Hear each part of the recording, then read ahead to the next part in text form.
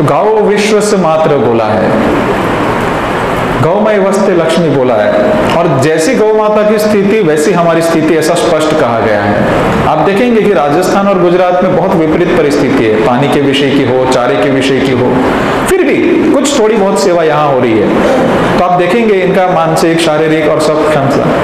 केरल में इतनी अच्छी बारिश है, इतनी अच्छी फर्टाइल भूमि है, पश्चिम बंगाल में इतनी फर्टाइल भूमि, इतनी बारिश है, लेकिन वहां की मानसिक स्थिति और वहां की क्षमता, शारीरिक क्षमता से लेकर के सभी प्रकार का आप जब तुलना करेंगे कि सबसे ज्यादा गौ माता की हत्या जहां पे हुई और वहां क्या स्थिति है और यहाँ पे क्या सुखाकारी है, वो आप कंपेयर करेंगे, तुरंत पता चल जाएगा कि वो वाक्य सही है कि जैसी गाय की स्थिति वैसी हमारी स्थिति। तो सच में ये अभी कैसे भी करके गौ माता को सुखपूर्वक कैसे रखा जाए, वो विषय बहुत जरूरी है। आपने जिस प्रकार मंच को आगे लेके जा रहे थे, एक एक चीज की छणावट आपके ध्यान में थी, एक एक विषय बिंदु, तो बिल्कुल मैं धन्यवाद कहूंगा आपका भी कि हर एक विषय को हमें आध्यात्मिक पक्ष, वैज्ञानिक पक्ष, आयुर्वेदिक पक्ष, आर्थिक पक्ष, सभी पक्षों को जब जोड़ेंगे तब हम लोग भोग्य बना पाएंगे कुछ भी चीजों। आज किसान को आर्थिक पक्ष नहीं होगा तो भी स्वीकार नहीं करेगा। तो सभी पक्षों के द्वारा किस प्रकार हम वैज्ञानिक तरीके से आर्थिक पक्ष से उनको सम्मानित करके वापस गौ माता को घर पे लाएंगे, उस विषय को मैं बात रखने जा रहा हूँ। 16 साल पहले मुंबई छोड़ के हमने प्रयोग शुरू किए। हमारे गुरु महाराज जी हिमालय रहते थे, उनका स्पष्ट कहना था कि गौ माता और किसान दुखी रहेंगे तो देश कभी खुश नहीं रहेगा।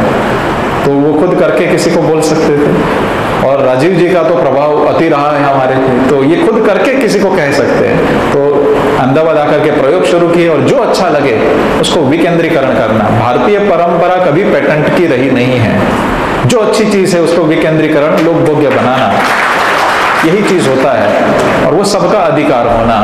तो इसी परंपरा को हम लोग आगे बढ़ाने का मिलकर प्रयत्न करेंगे।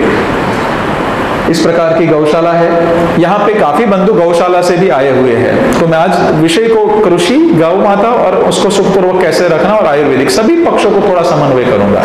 जैसे हमने गौशाला वहां पे करी तो 8 महीना हवा दक्षिण से उत्तर चलती है, तो वो काम की हवा होती है। तो वहां पे हमने गोडाउन वगैरह कुछ नहीं बनाया है, वो हवा आनी चाहिए। और 4 महीना उत्तर से दक्षिण चलती है, जो ठंड की हवा है वो डायरेक्ट गौ माता को नहीं लगनी चाहिए। तो इधर गोडाउन, ऑफिस वगैरह सब इधर बने। सूर्योदय यहाँ हुआ तो आखिरी तक यहाँ तक लग जाता है, सूर्यास्त यहाँ हुआ तो यहाँ तक किरणें लग जाती है, तो एंटी बैक्टीरियल वेदर हो जाता है पूरा। वास्तुशास्त्र के हिसाब से यहाँ पे गोडाउन नहीं होता है, गोडाउन यहाँ पे दक्षिण में होता है। लेकिन वास्तुशास्त्र के हिसाब से आपका कितना भी घर का बिगड़ा हुआ वास्तु हो, गौ माता खड़ी हो जाती है, सब खत्म हो जाता है। तो गौ माता के लिए वो नहीं सोचना है ना, उनका सुखपूर्वक कैसे रहना। अभी वास्तु के हिसाब से हम इधर गोडाउन कर देंगे तो उनका हवा पानी बंद हो जाएगा, तो वो दुख में रहेगी, हम कैसे खुश रहेंगे। ठीक है, तो इसी प्रकार सभी विषय को जो हमें 16 साल में दिक्कत आई वो आपको ना आए, आपकी शुरुआत यहीं से हो, इस प्रकार का हमें देखना है। एक बाजू में बच्चा 2 आंचल पीता है, 700 गौवंश है छोटे बड़े मिलके हमारे यहाँ, और सभी के नाम हैं। अपनी मर्जी से खाना खाते हैं, अपनी मर्जी से पानी पीते हैं। दोहने के समय जिसको नाम बोलते हैं वो दूध देने के लिए बाहर आते हैं। इवन 10 दिन का बच्चा भी माँ का नाम सुन के वही बच्चा बाहर आता है। ईश्वरी तत्व है, हम क्या 10 दिन के बच्चे को ट्रेनिंग देंगे। तो बच्चा जैसे जन्म लेता है, पहले आधा, पौना, 1, सवा, 1.5, धीरे करके 2 आंचल 25 दिन में पीने लायक हो जाता है। तो एक बाजू में 2 आंचल वो लेते हैं, 2 आंचल हम दोते हैं। ये देखिए 8.5 महीने का बच्चा दूध पी रहा है, उसका साइज देखिए जरा। 8.5 महीने का बच्चा ऐसे कैसे हो गया? तो 2 आंचल का उसको अधिकार मिला। भारतीय परंपरा आजादी से पहले पूरे भारत में 2 आंचल पिलाने की रवाज थी। कच्छ में तो 70% पिला देते थे हमारे यहाँ। तो इतना बड़ा जब बच्चा का विकास हो गया तो आपको लगेगा कि गोपाल ये लॉस वाली बात कर रहा है, नुकसान जाएगा किसानों को। नहीं मित्रों, नहीं जाएगा। उसका कारण है, जनरली पहला ब्याज कभी आता है देशी गौवंश में, 3.5-4 साल में आता है। तो बच्चे का विकास इस प्रकार जब होता है ना, तो 1 साल से 1.25 साल में हिट पे आ जाता है। हमारे यहाँ पे 2 साल से 2.25 साल में फर्स्ट लैक्टेशन, फर्स्ट ब्याज हो जाता है। तो पहले आकर के दे दिया उन्होंने, जो पिया था वो 2 साल पहले एडवांस में दूध दे दिया, तो कहाँ लॉस गया। दूसरा कि ये बच्चों का जो विकास होता है ये संतुष्ट होता है, ये संतुष्ट होती है, धरती माता संतुष्ट होती है, बाद में जो आया वो प्रसाद स्वरूप में हो जाता है। और दूसरा, कोई अगर मनुष्य के अंदर कोई माता अपने बच्चे को दूध पिलाती है और 6 महीने के बाद बंद करेंगे तो बंद हो जाएगा ना, सूख जाएगा ना। और 1.5 साल चालू रखेंगे तो 1.5 साल चालू रहेगा कि नहीं। इसी प्रकार देशी गौवंश का उनके बच्चों के साथ बहुत अटैचमेंट रहता है। जब वो प्यार से दूध पीता है बच्चा, तो प्यार से दूध पासती है, और दूध पासना सिर्फ नहीं होता है, हार्मोन उसके अच्छे से सिक्रीट होते हैं, यहाँ से ऑक्सीडेशन अपने आप कुदरती स्वरूप में रिलीज होता है और यहाँ दूध छूटता है। जो 4 महीना गाय माता खड़ी रहती थी, वो अभी 10-10, 12-12 महीने खड़ी होती है। 80-90% गाय को हमें बंद करना पड़ता है गौशाला में, वो बंद नहीं होती है। तो पिलाने से, उसको सुखपूर्वक रखने से सबका विन विन सिचुएशन होता है। तो कभी भी शोषण की परंपरा हमारी नहीं रही है। इतने बड़े लंपी के वातावरण में भी हमारे यहाँ पे 700 गौवंश है, और हमारी औषधियों से 3 गाय को सिर्फ असर आया था, उसको भी हमने आइसोलेट नहीं किया था। और इसकी इम्यूनिटी बढ़ाना, जैसे मनुष्य के अंदर कोरोना में क्या था, इम्यूनिटी बढ़ाना एक ही रास्ता था। तो हम 36 औषधि का एक कॉम्बिनेशन किए थे, तो हमारी गौशाला में तो कोई असर आया ही नहीं। हर रोज लंपी वाले अलग अलग जगह से आ रहे थे। 26,000 से ज्यादा गौ माता को हमने हमारी औषधि से ठीक कर पाए। तो ये भी ईश्वर की एक कृपा रही है। तो कभी भी कोई बंधु को दिक्कत है तो निसंकोच हमें संपर्क कर सकते हैं। देखिए, मुख्य चीज है चारा गौशाला के विषय में। अभी देखिए, ये चारा हमने गौ कृपा अमृतम और गोबर से उगाया हुआ है। अभी इसके अंदर कहीं यूरिया, डीएपी और पेस्टिसाइड्स की कमी दिख रही है क्या? हाँ, ये चारे के अंदर कोई कमी है क्या? यही चारा, इस प्रकार के 125 से ज्यादा घास पे हमने R&D करा हुआ है, देसी, हाइब्रिड, सभी घास के अंदर।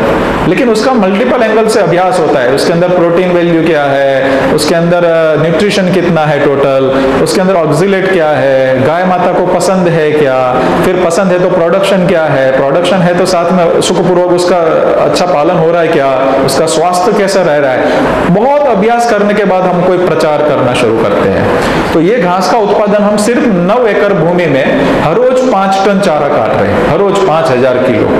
तो इस प्रकार के घास चारे आप भी अपनी गौशाला में लगवा सकते हैं। ये नेपियर की वैरायटी है, लेकिन नेपियर में 100 से ज्यादा वैरायटी होती है। कोई कोई वैरायटी कैल्शियम और मिनरल गाय के ड्रेन कर देती है, ऑक्सिलेट ज्यादा होता है, तो फायदे की जगह नुकसान होगा, और दिखता सब सेम है। तो इसी प्रकार जैसे गौ कृपा अमृतम निःशुल्क है, इस प्रकार घास की जो अच्छी वैरायटी हमने चुन चुन के करी हुई है, वो गांठे भी हम माननीय संजीव जी और अपनी पूरी टीम के द्वारा हम निःशुल्क यहाँ उपलब्ध कराने का जरूर प्रयत्न करेंगे। आप बिल्कुल इसको मल्टीपल कर सकते हैं। ये देने के बाद सूखा देना नहीं पड़ा है, हम 1.25 साल से सूखा दिए ही नहीं है। और गाय माता का आप चमड़ी का चमक देख सकते कैसा है। सूखा क्यों चाहिए? उसको जुगाली करने के लिए चाहिए। इसके अंदर इतना फाइबर है कि जुगाली हो जाती है। कुट्टी करने का हमारा पर डे का खर्चा था 3,000 रुपया, 1800 लेबर और 1200 डीजल। तो कुट्टी करने का खर्चा बंद हो गया, क्योंकि इस वैरायटी के अंदर 6 से 9% प्रोटीन होता है, जवारी में 6% होता है अंदाजा। ये वैरायटी के अंदर 14% से 15% ड्राई मैटर के अंदर चला गया। शुगर कंटेंट 2.5% ड्राई मैटर में होता था, वो 5.5 चला गया। मिठास बढ़ गई, ज्यूसी हो गया, और इतना अच्छा हो गया कि हम कुट्टी करते ही नहीं है। 1 इंच मोटा घास हमारे 10 महीने के बछड़े बछड़िया दूध पीते बच्चे पूरा पूरा खा लेते। कुट्टी का खर्चा ही चला गया हमारा।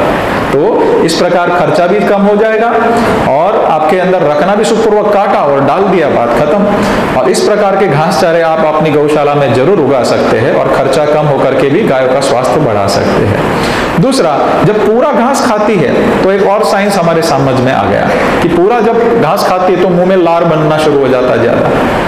एक गौ माता को, पुख्त गाय माता को 80 लीटर से 125 लीटर मुंह में से पेट में लार जानी चाहिए। तो जैसे ही चबा रहे तो अपने आप वो लार बन रही है, और बॉडी अल्कलाइन रह करके बहुत ही अच्छे से उनका काम हो गया, तो पाचन बढ़ गया। तो ये मैं यहाँ पे जो भी बंधु यहाँ पे है हाजिर, उनको सबको मैं आमंत्रित करता हूँ। मैं जो बोल रहा हूँ वो आप आपकी नजर के सामने हमारी गौशाला में आकर के देख सकते हैं। तो मैं हृदयपूर्वक आपको सबको आमंत्रित भी करता हूँ। हमें मिलकर एक दूसरे का मक्खन बांट के आगे बढ़ना है। स्वाभिमान से गाय माता किसान के घर पे प्रस्थापित करना है। गौशाला आपातकालीन धर्म है, तो किसान के घर पे कैसे पले, वो विषय में आज करूंगा। संवर्धन करना, आपातकालीन बचाना वंदनीय कार्य है। पूर्ण समाधान, किसान के घर पे गाय माता कैसे सम्मान पूर्वक जाए, वो विषय पे हम जाएंगे। सामान्यतः हमें लगता है कि ऑर्गेनिक में उत्पादन कम होगा तो घटेगा, तो और सब जगह पे घटने वाला ही मामला आज तक ज्यादातर रहा है, इसीलिए सबका डर है। और काफी समय से केमिकल का आदि जमीन बन चुका है, और बहुत सारी विपरीत परिस्थिति के अंदर किसान को कभी भी अभी मतलब ये भरोसा नहीं रहा कि हो जाएगा।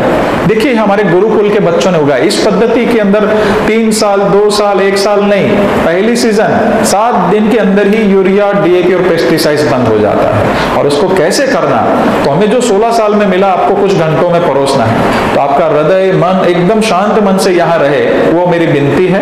तो आपकी बहुत सारी क्लैरिटी हो जाएगी, बहुत सारे समाधान गाय माता ने जो हमें दिए हैं वही हम आपके साथ शेयर करने के लिए आए। देखिए हमारे गुरुकुल के बच्चों ने पालक उगाया है। पालक का साइज देखिए जरा, पालक इतना बड़ा होता है क्या? 8 से 12 साल के बच्चों ने उगाया है और इतना बड़ा होने के बावजूद फाइबरस नहीं है, ज्यूसी है, मुंह में डालेंगे गन्ने के जैसा रस छूटता है। पालक के बीज की डंठल की साइज क्या होती है, मुझे बताएंगे कोई यहाँ पे? पालक के जब बीज आते हैं यहाँ से बीच में से, उसकी डंठल की साइज क्या होती है? हाँ बरोबर, इतनी होती है, इतनी होती है, या 1 फीट डंठल के ऊपर बीज आते हैं, तो मैक्सिमम 1 फीट। इस पालक के बीज का साइज डंठल का पहले साल आया 3 फीट, फिर 5 फीट और इस साल 7 फीट गया, तो जो पूरे विश्व में पहली बार बना है। तो बीज में भी कुछ सुधार हो रहा है, बीज में भी उसके डीएनए की मूल ताकत आ रही है। वो कैसे आ रही है, बहुत बड़ा संशोधन का विषय है। तो बिल्कुल पवन जी और डॉक्टर साहब और सबके सानिध्य में रह के और भी अच्छे से उसके विश्लेषण करेंगे, पर ये हो रहा है। और एक नहीं, पूरा पालक ऐसा है। अगर 8 से 12 साल के हमारे गुरुकुल के बच्चे ये कर सकते हैं, तो हम किसान मित्र नहीं कर सकते क्या?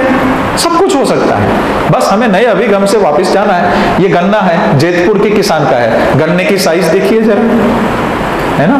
तो 30 से 40% उत्पादन बढ़ गया और 80% खर्चा कम हो गया, और गन्ने के अंदर शुगर कंटेंट बढ़ गए, गुड़ ज्यादा निकला, तो अच्छे से परिणाम मिला है। तो बिल्कुल ये कैसे मिल रहा है, वही मैं आज बात करने वाला हूं। तो ये किसान हल्दी और गन्ना दोनों उगाता है, दोनों के अंदर 40% से ज्यादा केमिकल में जो आता था उससे 40% ज्यादा उत्पादन निकला उनका। तो केमिकल जितना उत्पादन कैसे लिया जा सकता है, केमिकल से डबल और ट्रिपल उत्पादन कैसे लिया जा सकता है, वो भी हमने 3 राज्यों में अलग अलग प्रयोग कर चुके हैं। उस सभी विषय में आज जाएंगे कि किसानी करना मुनाफे वाला बात हो जाना चाहिए, और वही था उत्तम खेती मध्यम व्यापार कनिष्ठ नौकरी थी। आज के लोग उल्टा कर रहे, उसको वापस सीधा करना है ना? ये देखिए, ये गिर सोमनाथ के किसान का गन्ना है, जो 40 टन गन्ना आता था प्रति एकड़, उनका सीधा पहली सीजन में 80 से 88 टन चला गया, और गुड़ ज्यादा बढ़ गया। अभी 2-3 लाख रुपया 1 एकड़ के अंदर निकाला, उस किसान को क्या डर है? तो इस प्रकार एक स्वाभिमान से किसान कैसे कर सकता है, ये सारी पद्धतियों इस विषय के अंदर हम लोग लेकर के आप आज को